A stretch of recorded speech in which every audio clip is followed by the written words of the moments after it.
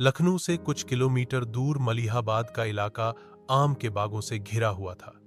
हर साल गर्मियों में यहाँ की फिजा में आम की खुशबू फैल जाती थी और हर आम की डाल पर मानो कोई अधूरी मोहब्बत झूल रही होती थी। यही जगह थी जहां आरिफ और जोया की मोहब्बत ने पहली सांस ली थी। आरिफ मलिहाबाद के एक पुराने आम बागान के मालिक का बेटा था।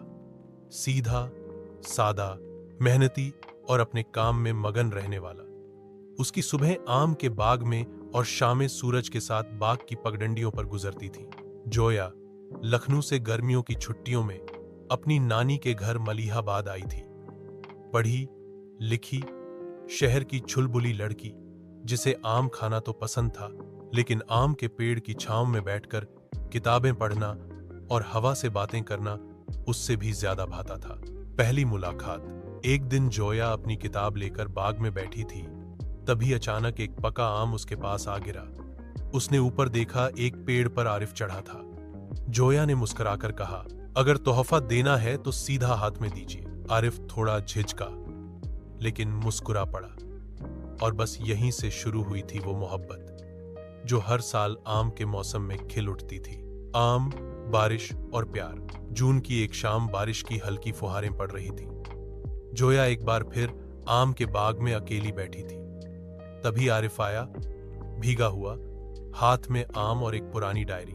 ये क्या है? जोया ने पूछा।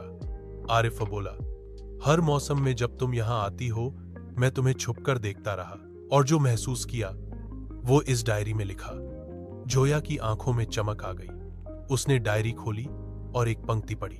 तेरी हंसी जैसे आम की मिठास, जो एक बार लगे तो उम्र भर न भूले। जोया मुस्कुराई।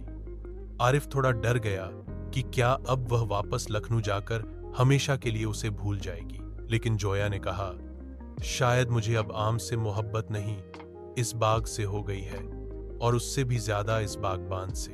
अंत नहीं, शुरुआत। जोया की छुट्टियां खत्म हो गई, लेकिन इस बार वो सिर्फ जाने की बात नहीं कर रही थी, वो लौटने की बात कर रही थी। उनके परिवारों को भी उनके रिश्ते पर ऐतराज नहीं था। कुछ महीनों बाद उसी बाग में जहां पहली बार आम गिरा था, वहीं उनकी सगाई हुई।